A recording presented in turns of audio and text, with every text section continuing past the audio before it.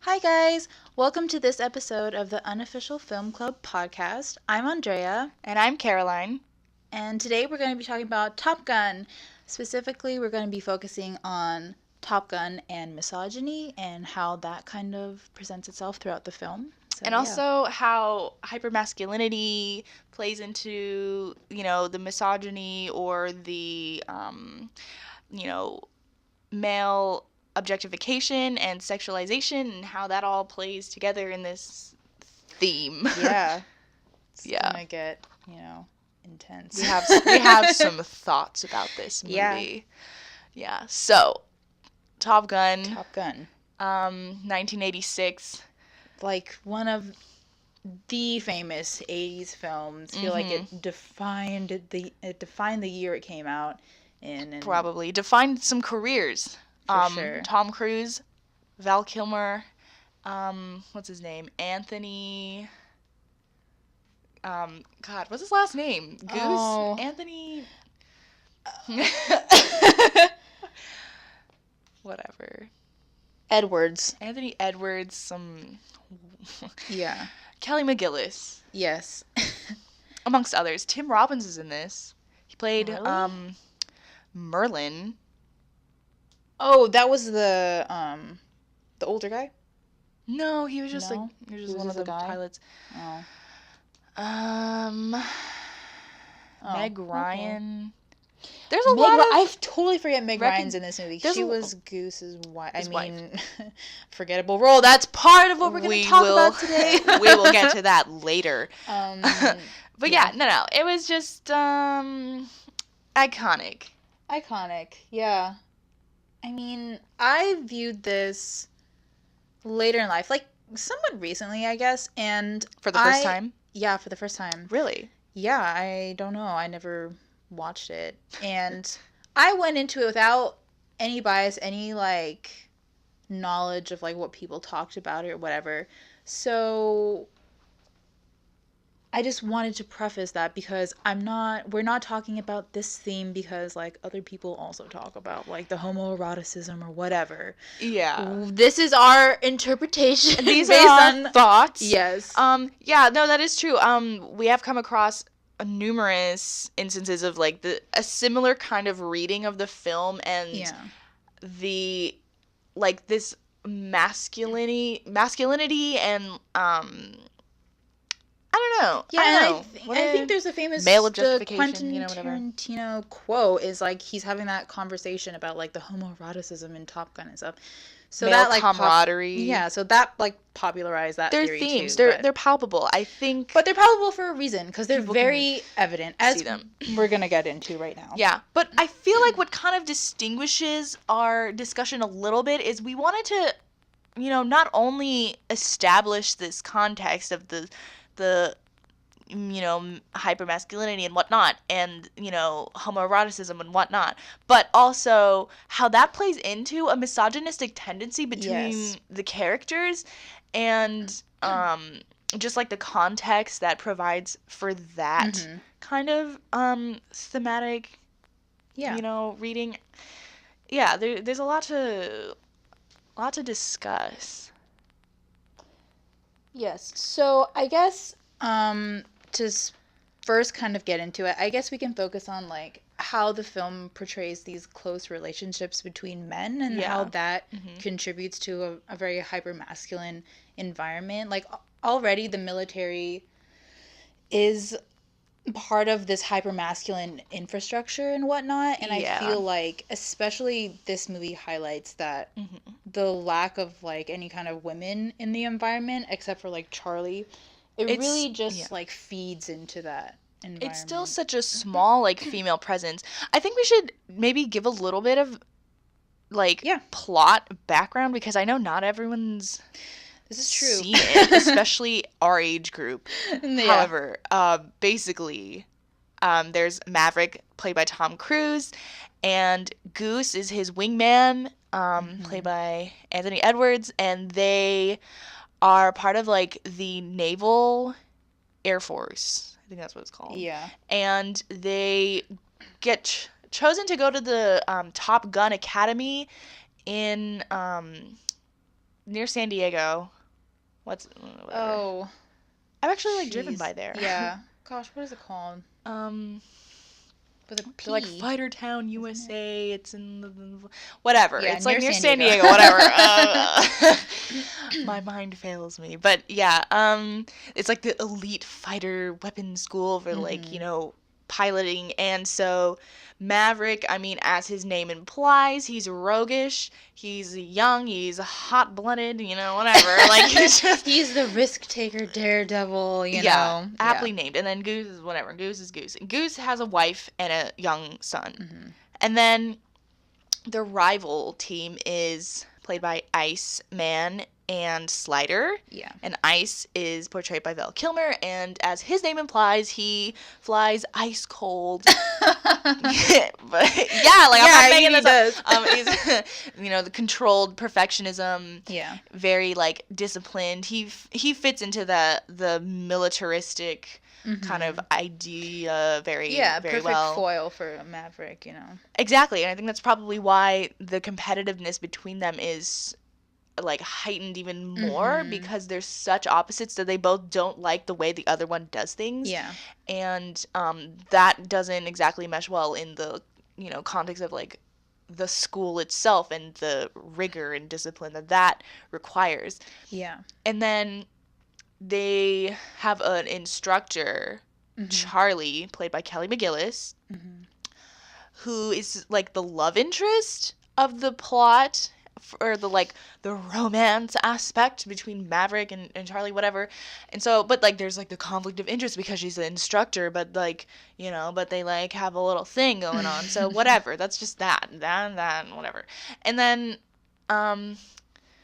basically there's this, you know, the male camaraderie, especially between the pilot and the wingman. It's like this team, and Goose and Maverick have been friends forever. They're a unit. Yeah. And Goose dies accidentally in, you know, it was like a routine practice type thing.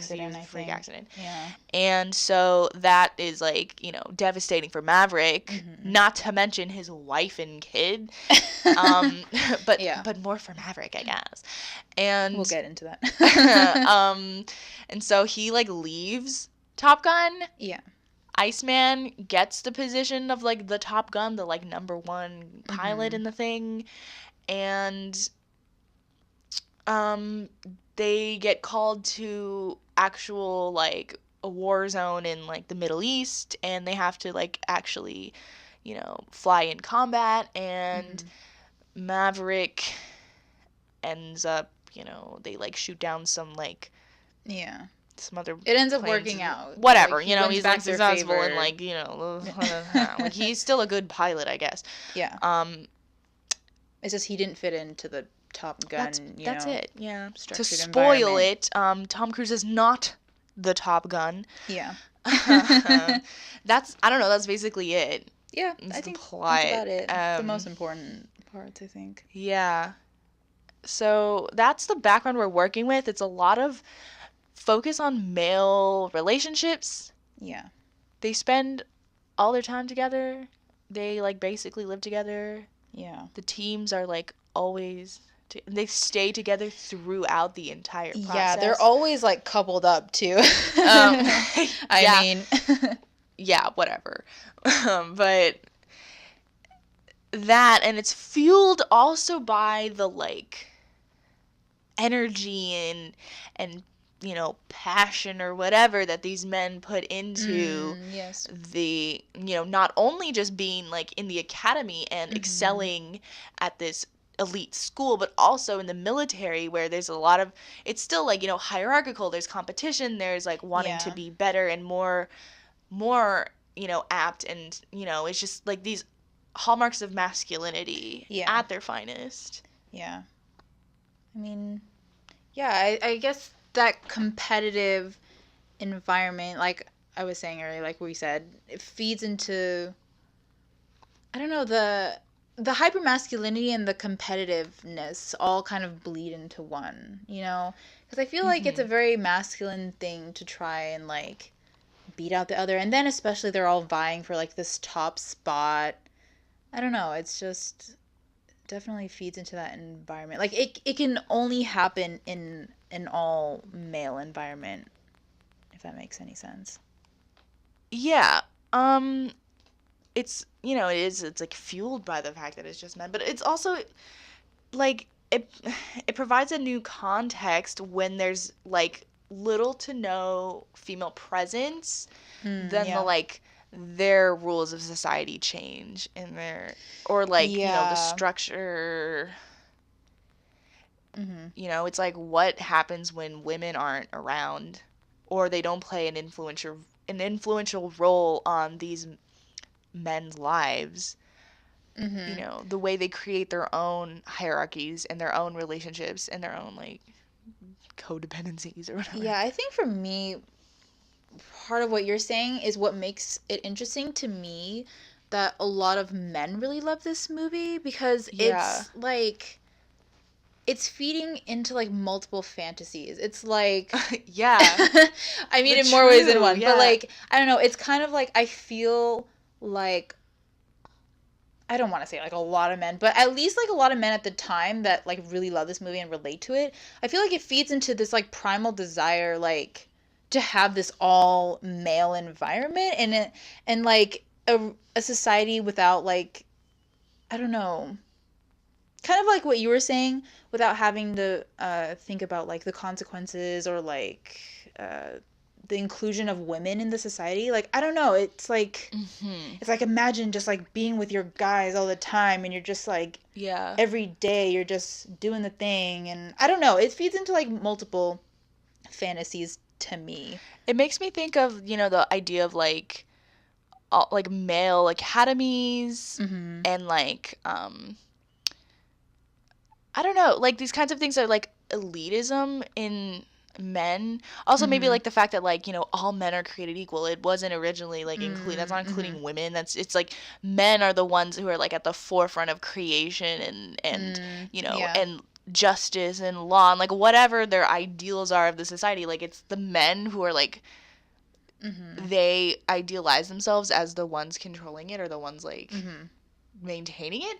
And so like in a way that trickles down from like classical kind of thought to like in the military is another example, because like even to this day women are just not really represented in the military, and neither are queer people, which it's like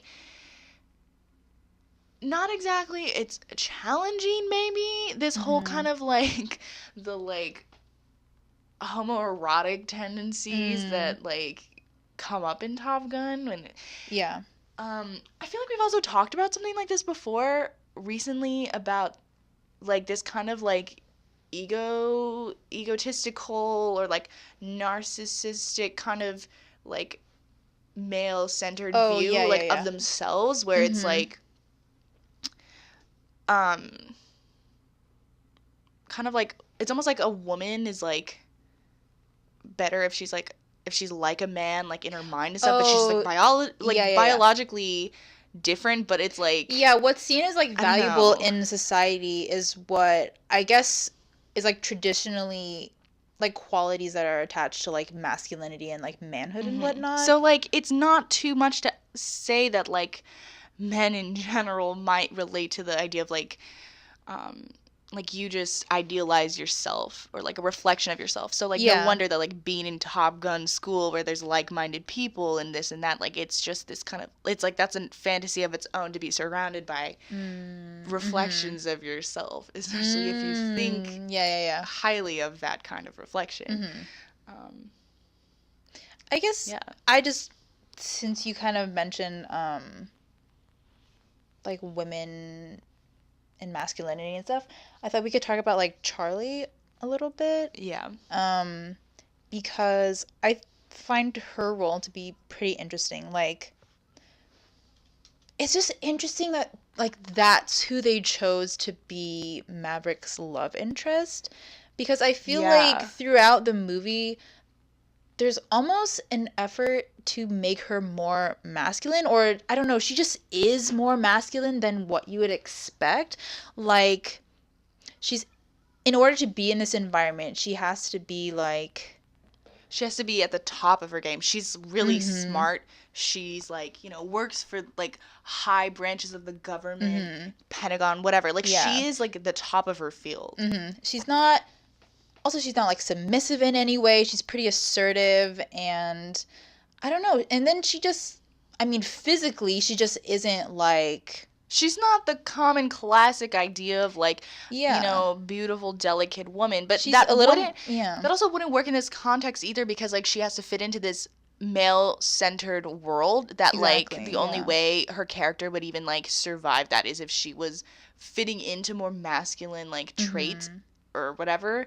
And that's also like interesting too, because like I feel like when I was first like watching this movie in like, you know, high school or something, I was always kind of like, it felt odd that like Charlie was the love interest. And so I just kind of at first chalked it up to more just like bad acting or bad writing, that I was like, it's weird and I don't really like, it's an odd relationship.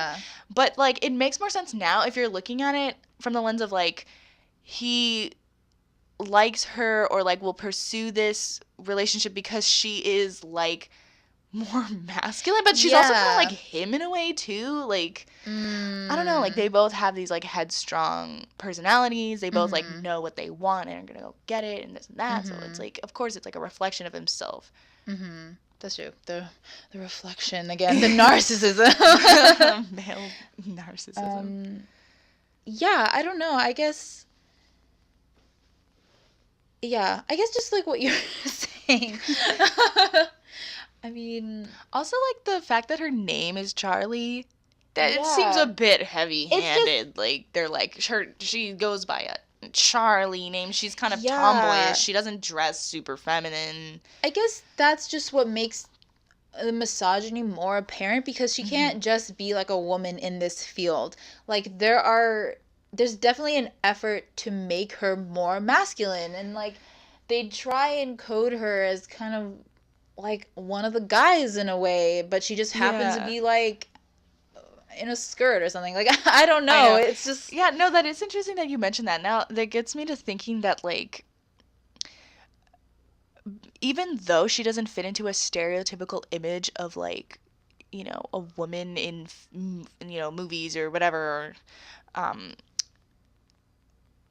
she still is kind of objectified in a way anyway, because her character really is not that important, and she only just kind of serves as like some sort of function that I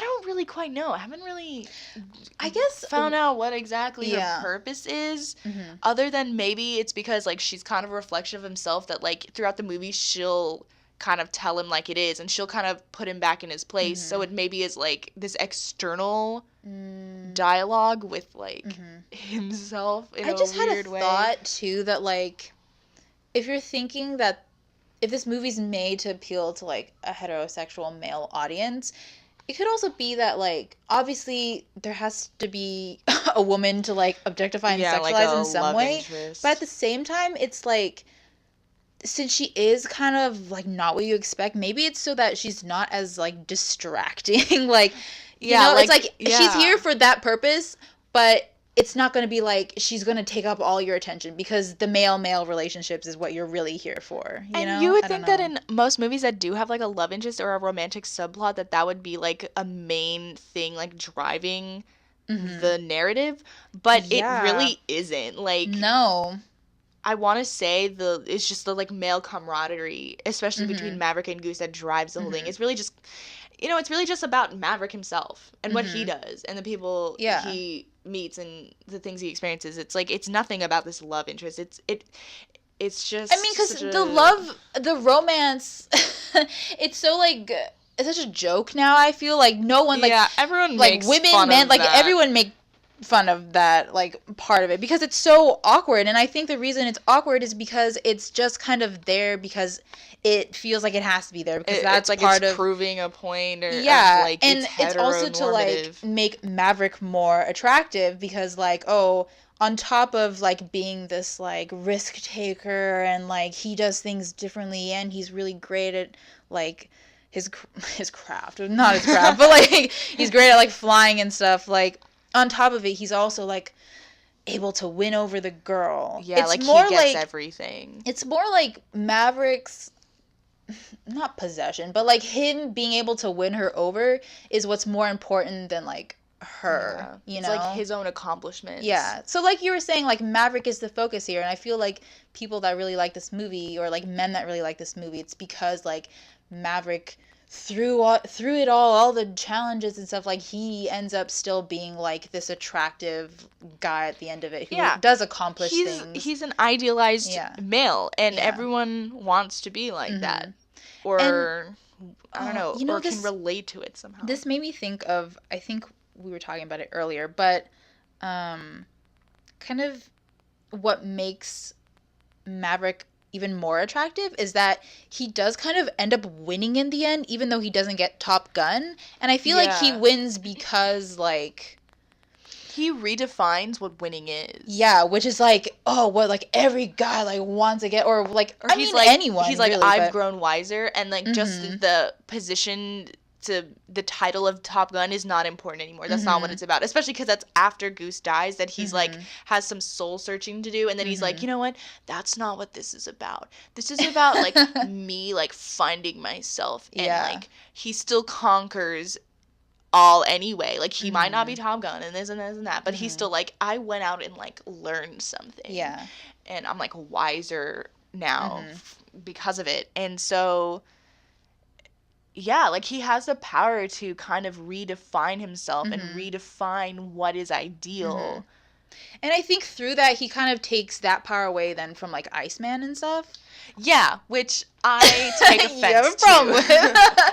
But Iceman, he deserved Top Gun. He doesn't deserve the blame for Goose's death. Let me just, put my opinion out there. I have a question. Like, if Maverick's like move to kind of reassert this power, or like this, I don't know, I guess the idea that he like wins even without like by defying the rules and stuff, does that then make Ice's power kind of invalidated, or does that make him like less masculine in any way? I don't know. I don't really know. I mean, I don't know if I want to say it's less masculine. I think it could be more of like, at least the way I see it, it's more of just like, is it good or bad to challenge the rules? Or it's like, at least for Maverick's sake, because he never follows rules. Like, of course he wouldn't win Top Gun because he's just not, he's fated to be a rogue. He's fated to follow his own path. And so it's kind of like us looking at and like challenging the like set like guidelines for like living life and for success, that it's like Iceman, he always like plays by the book, and Maverick challenges the book, and it's like in this movie it's almost like they're championing that. I guess that's kind of what I was thinking. It's more like, well, you can be like one of two guys. You can be like the guy that follows the rules, or like the guy that doesn't and he plays by his own rules. But I think this movie is kind of telling us that obviously one is more attractive, and one is more attractive, or and like that is one is more like antagonistic or something, like that following the rules is wrong. Okay, so I think now would be a good time to get into Goose and Maverick and Goose's relationship, and how that kind of plays into this topic of misogyny and whatnot. Also, Goose and his wife. Goose and his wife and child, and what his death means to both Maverick and his wife, So,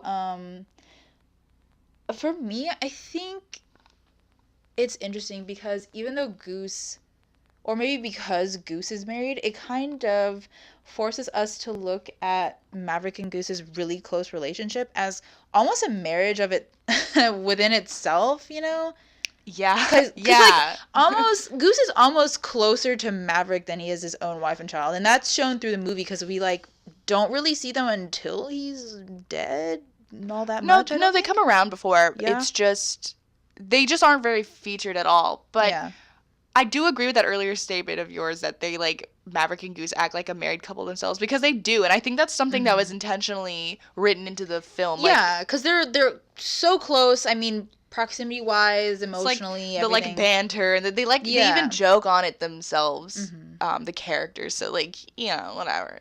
Yeah. But I think that plays into then when Goose dies, since we've kind of established that Maverick is the center of this film and all that he feels is kind of the focus, I think that Maverick's response to Goose and how that's prioritized over, like, even his wife's is kind of interesting. Yeah, like, after Goose dies and then the wife and son come to, like, pick up his stuff or whatever, and, like, they're just, like, grieving, but it's like the camera doesn't give them much screen time. They're just kind of doing all, and, like, it's so weird how his wife Carol, she is almost comforting Maverick. That's what I was gonna say. She, like, comforts him and she's like, oh my god, you're gonna be okay and stuff. It's like, he's your husband. Like, what about you and, like, your family? And and, like, it seemed like they were, in this loving relationship, and this, and, like, there wasn't tension, or so it's like, why are we not giving precedence to the wife? And instead she's like, oh, Maverick, like, he loved you, and it felt like the roles were, like, reversed. It was so odd. Yeah, it was just like Maverick was so selfish in that moment, because he was so dramatic and he was so overwrought, and, like, that's all about him. Yeah, the whole focus becomes on him, and, like, honestly, you kind of forget that Goose is dead, and you're just like, Maverick's just going through it. Yeah, I know. It's like, once we kind of get over that scene, it's just Maverick's just in a slump, and then everyone has to, like, I don't know, encourage him out of it. Yeah.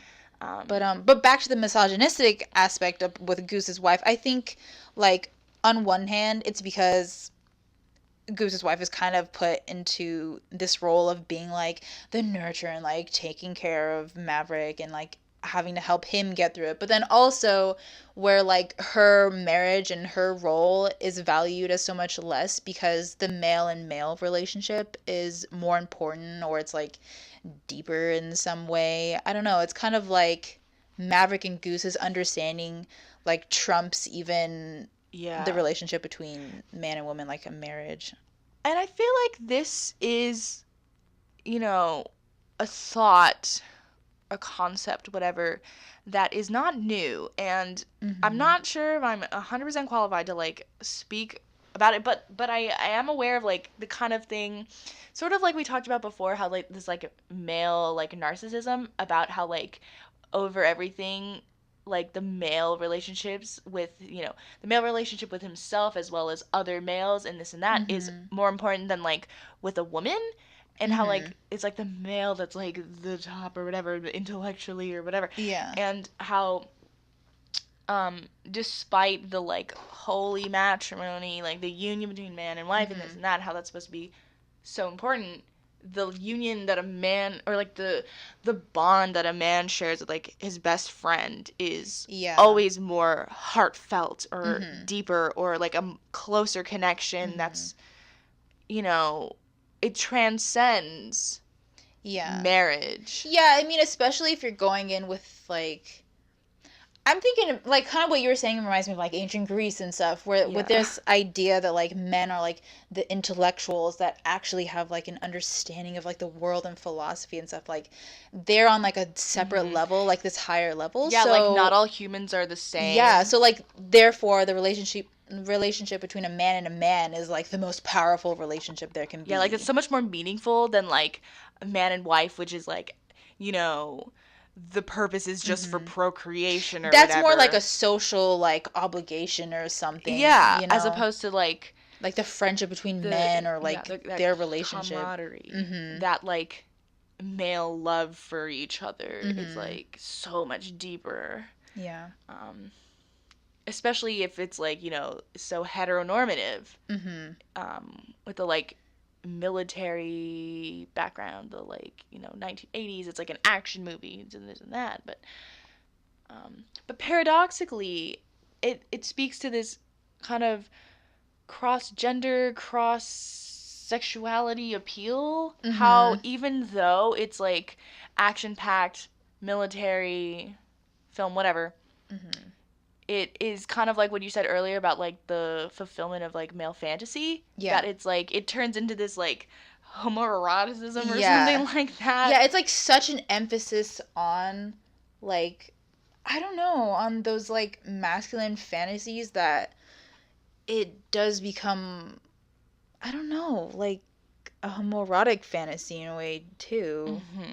I guess, well, okay, like let's look at a scene here. The volleyball scene. Iconic. And that was one thing that we thought of early on as to why what we wanted to talk about in Top Gun is like, it's interesting how it's a cross-gendered appeal, the volleyball scene. Usually objectification is on women and women's bodies, but this is completely male-driven. Yeah. Male, I think, objectification. There's only men. There's only men. Scene, it's like, you know, at it's the Top Gun guys, people, in their little volleyball court.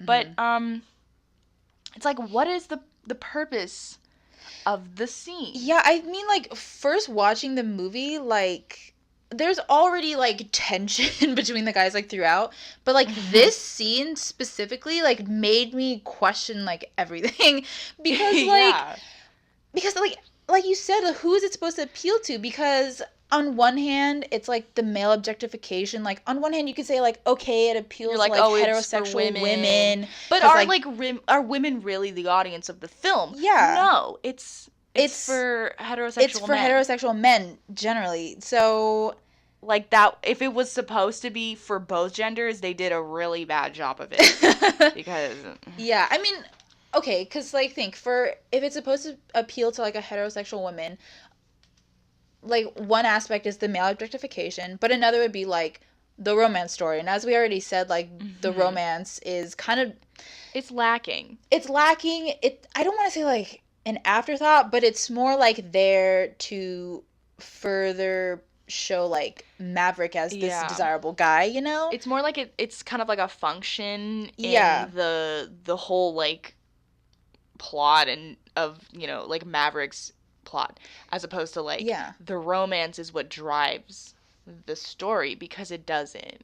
It's really just kind of like it bolsters Maverick's image, and it's like his character development or something like that. It's not really, that's not, and even if that was supposed to be something like that appeals to women, it's it just doesn't. It doesn't, because that's what I'm saying, like the romance is so lacking, and it's so obviously not trying to be anything that a woman would actually like. I don't know, it doesn't fulfill any kind of like female fantasy, like, yeah, like if you compare it to other like movies that have more of a female audience, or like the romantic subplot, is that, you know, the romance becomes important, it has to be fulfilled in some way, and this and that, but like this one in Top Gun, it just feels kind of more like I hesitate to even say it's romantic, like it's like Maverick kind of didn't really take it that serious, like he didn't quite care about the like relationship they had. It was more just to kind of prove a point that he could like, you know, like sleep with a woman. Yeah, so I feel like in that case, if it's supposed to appeal to women, it's already like, it's out of touch at that point. It's totally out of touch, and it's really just part of the guys to like maintain this heterosexuality of the film, right?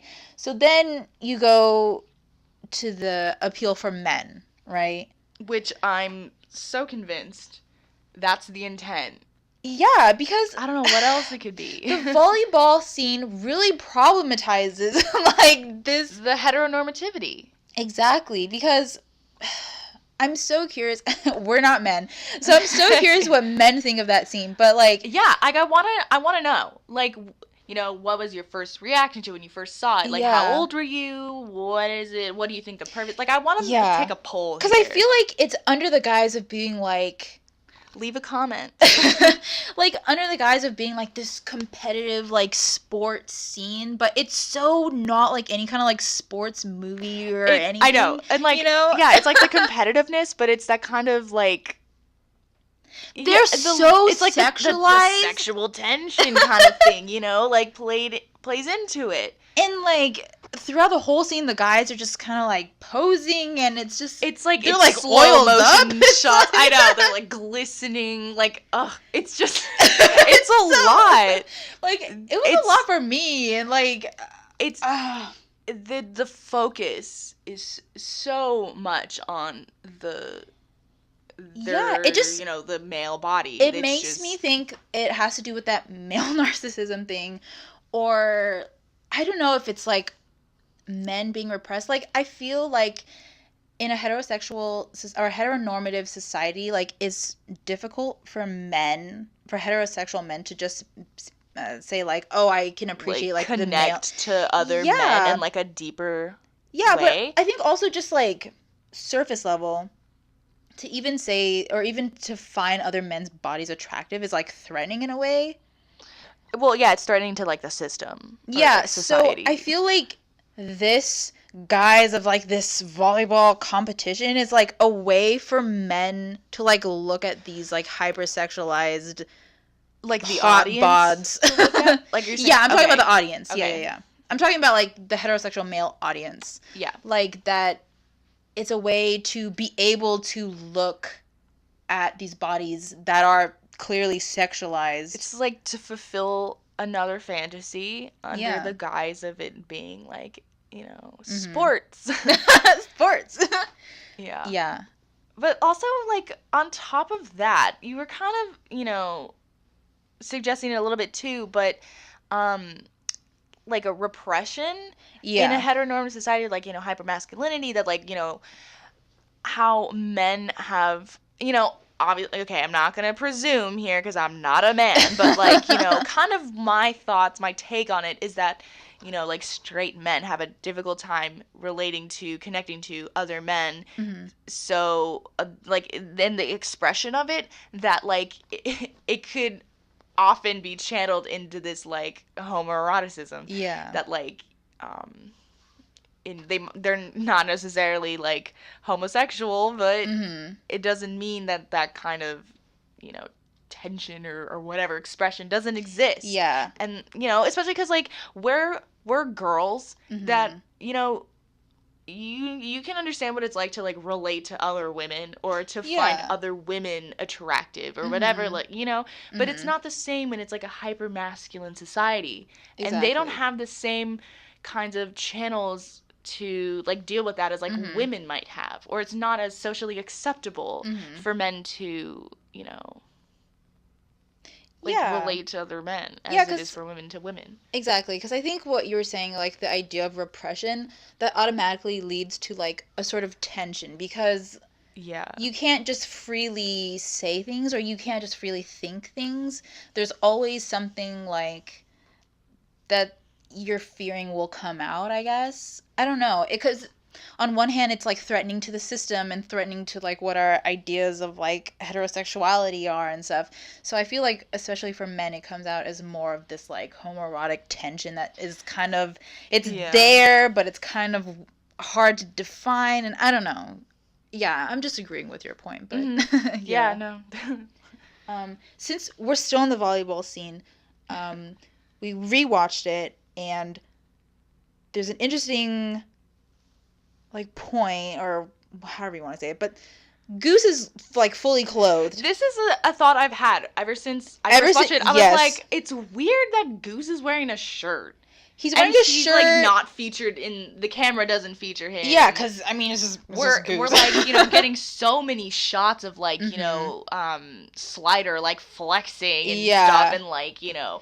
Like everyone Maverick, is like jumping in like jeans and like baby oil, and they're all like lubed up and like glistening under the sun, and like Goose is wearing like swim trunks and a like loose fitting tank top, and so it's like a dad outfit. Exactly, but like, he is a dad. He's a dad, and like what I think what we were talking about is like the whole idea is that he's desexualized because he's like married, because he has like this social relation with a woman. Whereas, like, the other guys are kind of free to be sexualized and whatnot because they don't really have an attachment. They're not tied down exactly socially in the same way. And also, like, it could be in the fact that, like, maybe, like, Goose having been married is, I mean, yeah, he's, like, desexualized, but also, like, he's fallen down in the ranks. Yeah, I was gonna say he's, like, no longer desirable, you know? In that, like, you know, yeah, in that same way. Like, yeah. The male both because he's attached to a woman, and then... Because he accepts that, and he also doesn't have that kind of personality either. Like, he's just easygoing guy. Like, he doesn't have that kind of, like, repressed energy, it seems, that, like, the other men do, or that they express. That he's just, he doesn't fit into that, to that structure anymore. Which is why he has to die. No. I'm just kidding. The Matrix just, you know, chucked him out of there. Oh no, but God. Like, yeah, I just think that's interesting. He's the only clothed person. Yeah, everyone is naked. Like, there has to be a reason. Because he's a dad. Yeah. He's sold out. He's sold to heteronormativity. How dare he? That is interesting, though, because I feel like with the idea of the military, a lot of the times comes this idea, like, I don't know, this more conservative ideals, where, like, you have, like, the military and the guy and his family, and I don't know, there's always, like, an emphasis of, like, family and stuff, but Goose is the only example in this of those, like, conservative values. It's almost like that's the weird thing, as opposed to, like, you know, a queer man being in the military, like, that in our society is probably, like, that's not the norm in the military. Or that's not what's presented as the norm, or what we accept it. Well, I mean, yeah, because, like, they're just underrepresented in the military. But it's reversed in this movie as if, like, being more of that, I don't know, like, the challenging, it's like hypermasculinity, but, like, it challenges standards. I don't know. But it's, like, so hypermasculine to the point where, like, women, like, shouldn't even be involved in the fantasy. Like, I think that's exactly it. It's like it's so manly. The thing is, like, Goose has sold out by marrying a woman because it's like he's submitting to that, you know, the, like, female presence, as opposed to, like, this hyper-masculine, misogynistic view of, like, men being, like, you know, above that. You know, I think something. This bleeds into your idea that you had where, like, at the Top Gun Academy, they kind of redefine their, like, social rules and stuff. It's kind of like within the Top Gun Academy, I don't know, what was applicable outside is, like, not what's desirable or valuable within Top Gun. Like, within Top Gun, it's this hyper-masculine society that's, like, almost beyond women.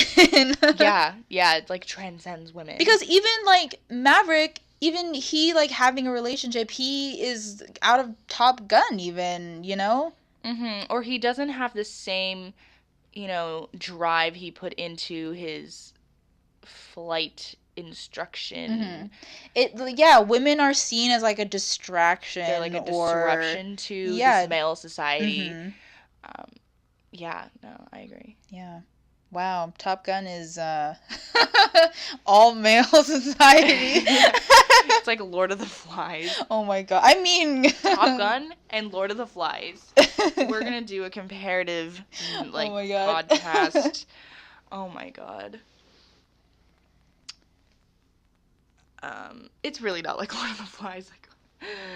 I mean, well, because they still have their, like, social order, and there still is a structure, because it's challenging, the military. Like, society versus, like, you know, like, instinct, as opposed to, like, male and female. Whatever. It's random. I digress. Yeah. We're about at 45 minutes. Okay. That was good. I feel like we talked a lot this time. I was just like, boom, boom, boom, the point, the connections and this and that. Like, we've thought about this for a little while, though. Like, we've always had some kind of thoughts about Top Gun. It's not, it's a unique movie. It's, like, it's different. It's not what I expected. It's not. And it's cool because it's, like, you know, it's an action movie and this and that, but like it really doesn't feel like that. Once you watch it and you're like, you know, it's not, it doesn't fit into that kind of trope or that kind of, you know, genre that you would expect. Like it's really has more of like an interpretive kind of like approach. I mean, it's so much, it almost feels like it's commenting on other like films of its kind, but I don't know. Or it's like kind of self-aware of this. Yeah. Especially the fact that like so many other people have, you know, thought the same thing about this whole like masculinity, that kind of whatever. Like we're not, this isn't completely new. That it's interesting. Yeah. When there's so many of like similar interpretations, there's gotta be a reason. Yeah. It's gotta be. They gotta know. Yeah. They gotta know. We're not like, grasping at straws here. I mean, it's these themes are pretty evident, even if you're not trying to find anything from, like, you're not trying to analyze whatever. It's just, it's pretty apparent. I mean, I watched this movie like on a plane or something. Like, I wasn't. On a plane. I think so. Oh, fitting. But yeah, I wasn't like trying to find any kind of interpretation, but it's so obvious. And then as we talked about it, it just became even more evident. If you don't watch Top Gun, at least watch the volleyball scene. At least, then you'll know. Like, the volleyball scene is important. And listen to the soundtrack. It's so iconic. Oh. Highway to the danger zone. Yeah, love that. Take my breath away. Dun dun dun. So many good ones. All right, well, hope you guys enjoyed that episode. If you have any comments or anything, feel free to leave them below. We love your input and stuff. If you like the movie, give it a like. Any suggestions, comments, anything, welcomed. Subscribe if you want. Yay! That would be nice. Yeah. Too. Yeah, so we'd love if you'd stick around for our, you know, upcoming episodes. We got a lot of ideas planned as usual, so stay tuned. Okay, thank you guys. See you next time. Thanks, bye. Bye.